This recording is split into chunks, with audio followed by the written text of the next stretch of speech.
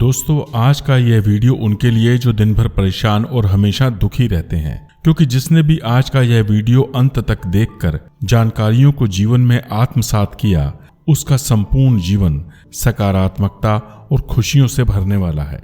ओम नमः शिवाय। माता पार्वती ने भगवान शिव जी से कौन सा प्रश्न पूछा था, वो तो मैं कथा के अंत में अथवा मध्य में आपको बता ही दूंगा, परंतु सबसे पहले हम आज की कथा को आरंभ करते हैं।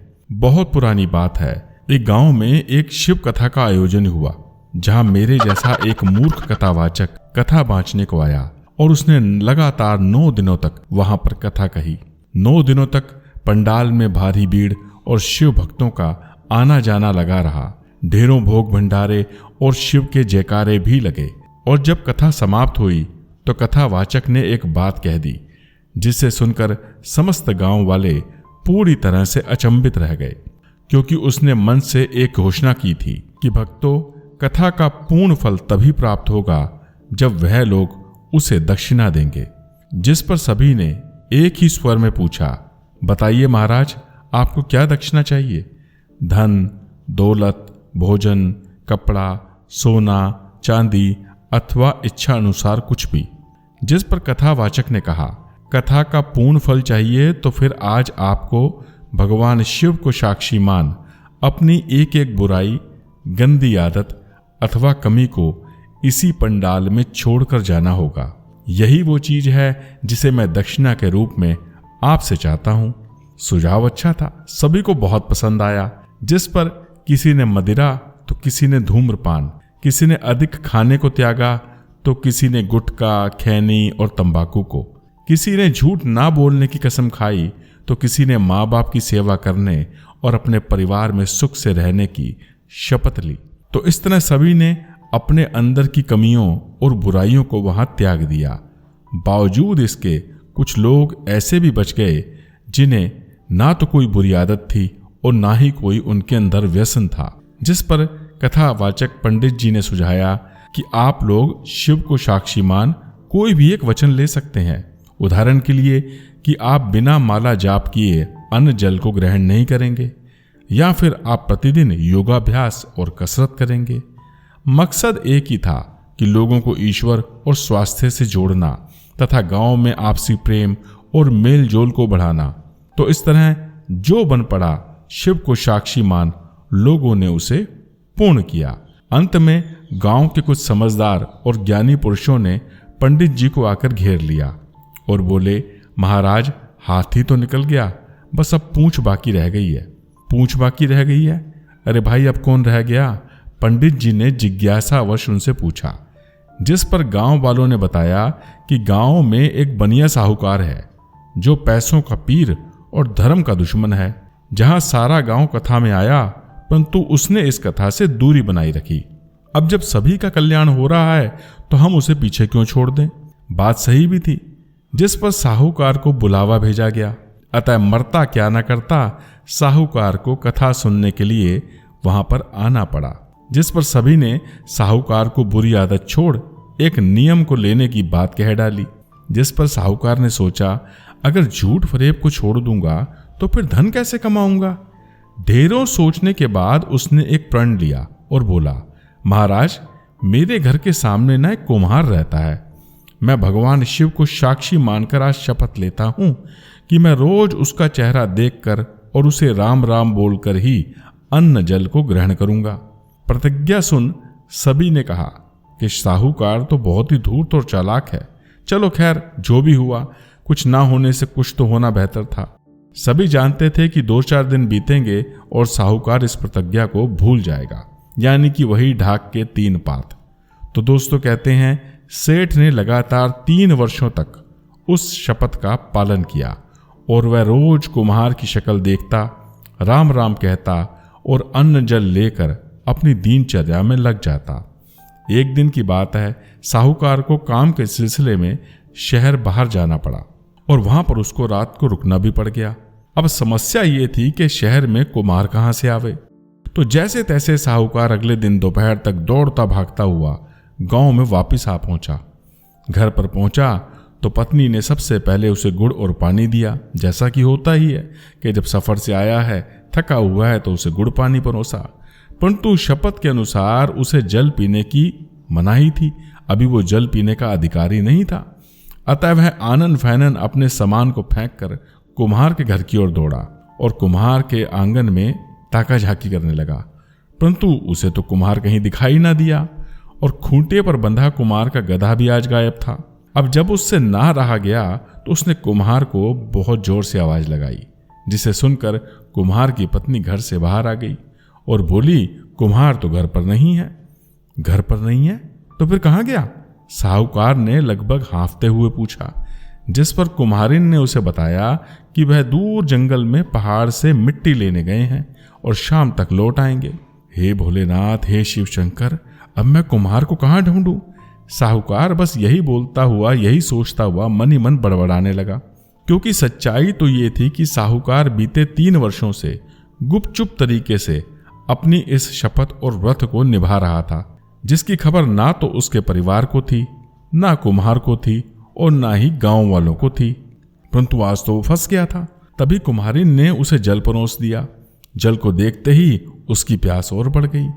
एक बार तो वह सोचने लगा कि ये तो स्वयं कुम्हार के घर का ही पानी है, इसे शिव की आज्ञा मानकर पी लेता हूं, जो होगा देखा जाएगा। परंतु अगले ही पल साहूकार को शिव को दी हुई शपथ, अपने 3 वर्षों की तपस्या का ध्यान आया और वह सोचने लगा, नहीं नहीं, ये नहीं हो सकता, मैं अपनी शपथ और प्रण को नहीं तोड़ सकता। और यही सोचते सोचते वह बेतहाशा जंगल की ओर दौड़ने लगा। इच्छा थी कि कुम्हार को देखकर अन्न जल ग्रहण करूं। जंगल पहुंचा तो देखा कि वो ऊंची पहाड़ी के निकट ही कुम्हार का गधा बंधा हुआ था और ऊंचे पहाड़ पर कुम्हार मिट्टी खोदने में व्यस्त था। अतः साहूकार सोचने लगा कि पहाड़ी पर चढ़ इतना ऊपर क्यों जाना, कुम्हार की शक्ल ही तो देखनी है, वो तो यहां से भी दिख जाएगी।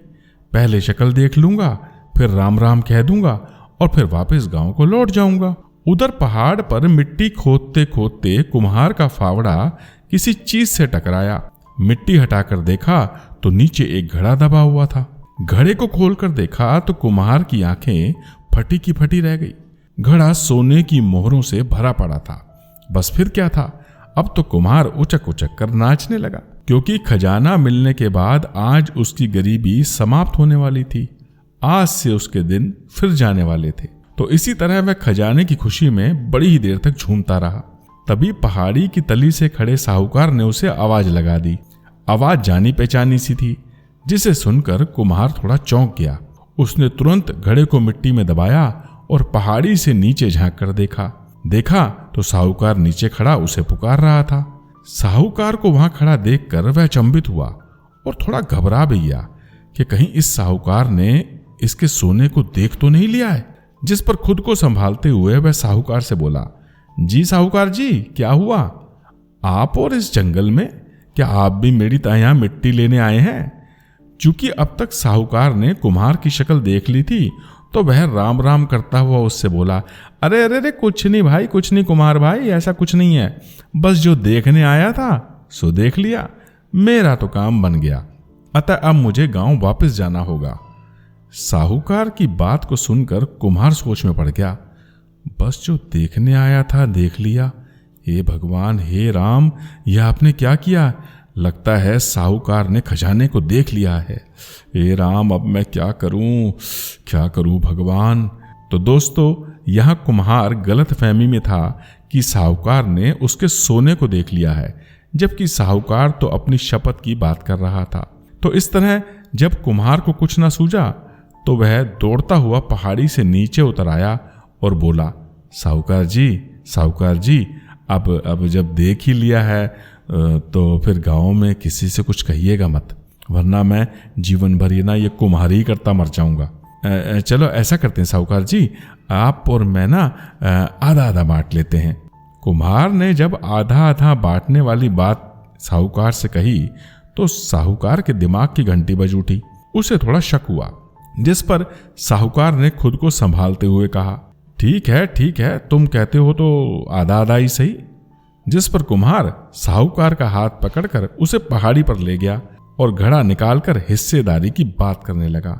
सोने के विशाल घड़े को देखते ही साहूकार वहीं गश खाकर गिर पड़ा और बहुत ही जोर जोर से चिंगाड़े मारकर रोने लगा।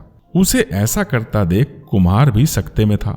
उसे लगा साहूकार के मन में लालच आ गया है और वो अधिक हिस्से की मांग कर रहा है, जिस पर उसने पुनः हाथ जोड़कर कहा, साहूकार जी, चाहो तो थोड़ा सोना ज्यादा ले लेना, परंतु गांव में ना किसी से कुछ मत कहना। जिस पर साहूकार ने रोते रोते कुम्हार को सारी सच्ची बात बता दी कि कैसे वो चुपचाप पिछले 3 वर्षों से कुम्हार की शक्ल देखकर अन्न जल को ग्रहण करता आ रहा था और बहाना बना किसी न किसी तरह से प्रतिदिन उसके घर जाता था और उसको राम राम बोल दिया करता था। और उसे तो इस खजाने अथवा घड़े की कोई खबर भी नहीं है। वह तो कुम्हार की शक्ल देख राम राम करने आया था और उसी के संदर्भ में उसने यह बोला था कि जो देखने आया था सो देख लिया, मेरा काम हो गया, अब मैं गांव को वापस जाता हूं। तो साहूकार के मुख से इन बातों को सुनकर अब कुम्हार खुद को ठगा हुआ महसूस करने लगा कि कैसे उसने जल्दबाजी के चक्कर में खुद ही अपने पैरों पर कुल्हाड़ी मार ली। बावजूद इसके वह साहूकार से बोला, चलो जो होना था सो हो गया। पहले मैं इस खजाने का अकेला मालिक था, परंतु अब तो आपकी भी भागीदारी है, तो फिर नाचिए गाइए और मौज मनाइए ना। मुझे तो ये नहीं समझ आ रहा कि आप इसी रोने धोने में क्यों पड़े हैं और चिंगाड़े मार मार कर रोते क्यों जा रहे हैं। जिस पर साहूकार ने आंखों में आंसू भरकर कहा, भाई कुम्हार, विडंबना ये है कि मैंने शिव को साक्षी मान रोज तुम्हारा मुख देखने की शपथ ली थी, जिसे मैंने गुप्त रूप से 3 वर्षों तक निभाया भी। परिणाम स्वरूप ईश्वर ने मुझे इतना बड़ा खजाना दिया। मैं तो बस यही सोच सोच कर रो रहा हूं कि अगर मनुष्य प्रतिदिन अपने इष्ट, अपने माता पिता या फिर भगवान शिव का मुख देखकर सभी को राम राम कहे और उसके बाद अन्न जल को ग्रहण करे, तो फिर उसे क्या नहीं मिल सकता। इतना किया तो सोचो, आज मुझे बिना शिव के दर्शन किए और बिना भगवान की भक्ति किए उन्होंने इतना बड़ा खजाना दे दिया। और अगर भगवान शिव की भक्ति की होती, ईश्वर की प्रार्थना की होती, रोज उनके दर्शन करके अपने दिन की शुरुआत की होती, तो फिर राम जाने मुझे और क्या मिलता और मेरा जीवन कैसे सुधर जाता। तो साहूकार के ऐसे मीठे वचन और सच्ची बातों को सुनकर अब तो कुम्हार की भी आंखों में डब आंसू बहने लगे थे। ओम नमः शिवाय। भक्तों, कैलाश पर विराजमान माता पार्वती जी ने भगवान शिव जी से एक प्रश्न पूछा था और वो ये था कि प्रभु नित्य नेम करने से क्या होता है, जिसका उत्तर भगवान शिव ने इस कथा के माध्यम से माता पार्वती जी को दिया था, जो उम्मीद है आपको भी मिल गया होगा। तो मैं आशा करता हूं कि आप आज की इस कथा कहानी और वीडियो से पूर्णतः संतुष्ट होंगे। अगर आपको वीडियो अच्छा लगा हो तो कृपया चैनल को सब्सक्राइब, वीडियो को लाइक और शेयर कर हमसे जुड़ जाएं।